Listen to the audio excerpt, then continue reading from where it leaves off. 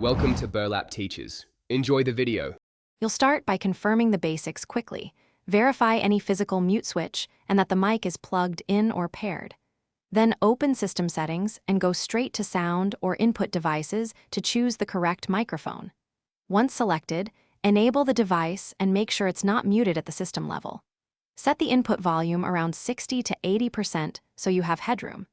These first steps restore signal path and reveal hidden software mutes. Next, address permissions and driver issues that commonly block sound. Go to Privacy or Security Settings and ensure the app you use has microphone access. Toggle it off and on if needed.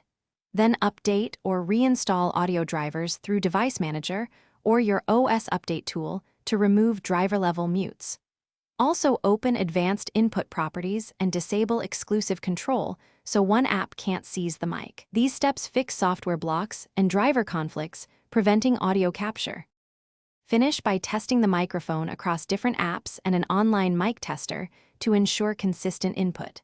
If sound remains muted, restart the audio service or simply reboot the computer to reset system-level locks.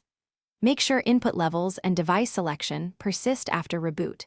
If problems still persist, try an alternate microphone or create a fresh user profile to rule out profile corruption. One key troubleshooting tip: swap the